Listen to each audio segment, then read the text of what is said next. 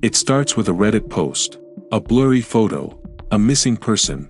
Within hours, thousands of strangers are analyzing shadows, enhancing images, tracking timestamps. No badges. No warrants.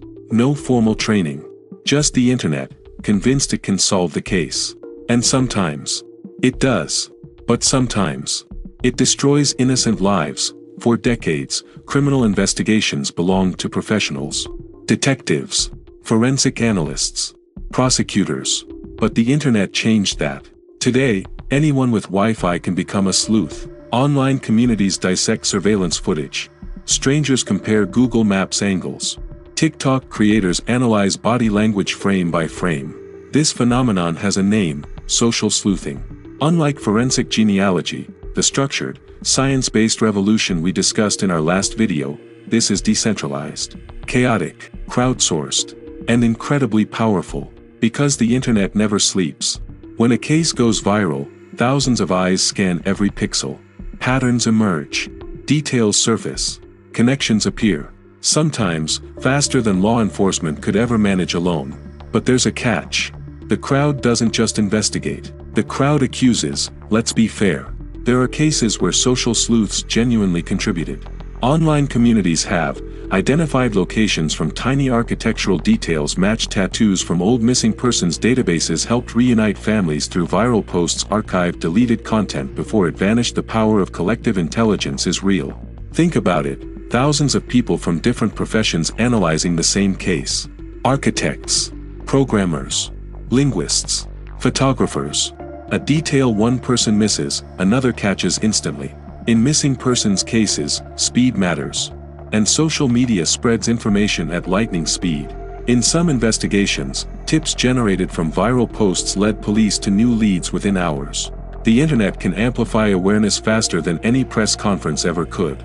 And when guided responsibly, that amplification saves lives. But amplification has a darker side, because the same speed that spreads awareness spreads accusation. In 2013, during the Boston Marathon, 2 bombs exploded near the finish line. Chaos followed. Authorities were working to identify suspects. But online, something else was happening. On Reddit, users began analyzing photos from the event, zooming in on backpacks, circling individuals who looked suspicious. One name began circulating: Sunil Tripathi. He was a missing college student. His photo resembled one of the blurry images from the scene. Within hours, the internet had convicted him. There was just one problem. He had nothing to do with the bombing. He was already deceased. But by the time authorities officially identified the real perpetrators, the damage was done.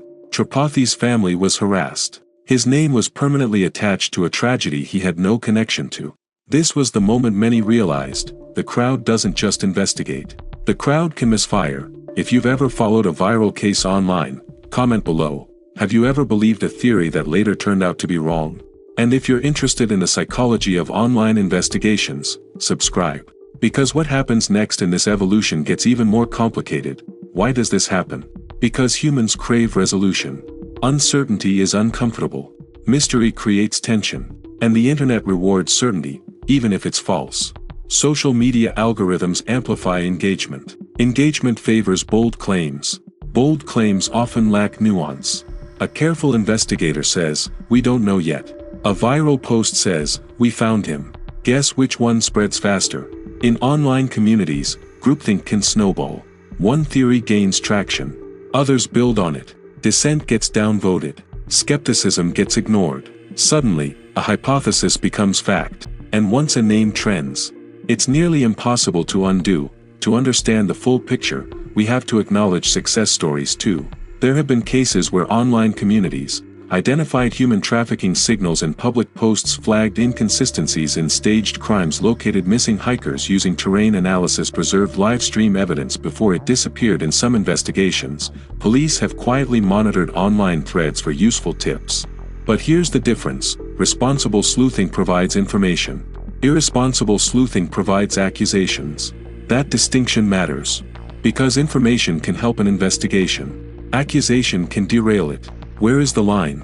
Is it okay to analyze public footage? Probably. Is it okay to publish a private citizen's name without evidence? That's where it becomes dangerous. Law enforcement operates under standards of evidence. The internet operates under speed. And speed without verification is combustible. Once a rumor spreads, employers see it, families seize it, search engines archive it. Even if it's proven false later, the digital footprint remains. In some cases, innocent people have had to change cities, change careers, disappear from social media entirely. All because thousands of strangers were just trying to help. So now we have a new reality. Investigators don't just manage evidence. They manage narratives. They must release information strategically. Too little, and the internet fills the gaps with speculation. Too much, and it compromises the case. The relationship between police and online communities is complicated. Sometimes cooperative, sometimes adversarial, but always unpredictable.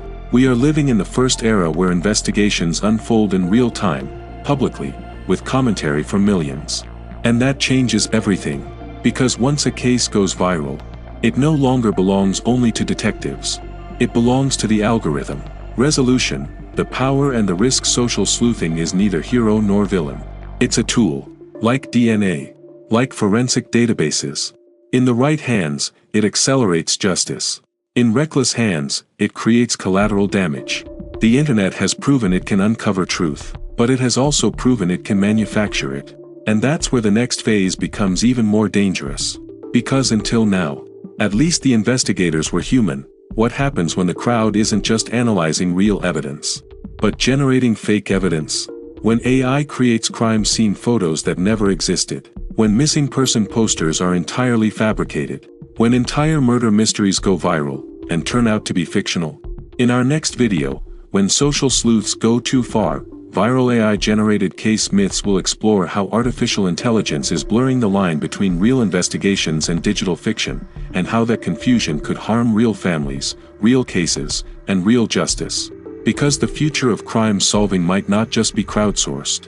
It might be completely synthetic. If you found this discussion thought-provoking, like the video.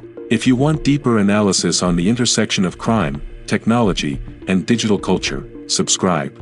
And tell me, should the public participate in investigations? Or should some mysteries stay offline? Next episode, the line between reality and fabrication disappears. And that's where things get truly dangerous.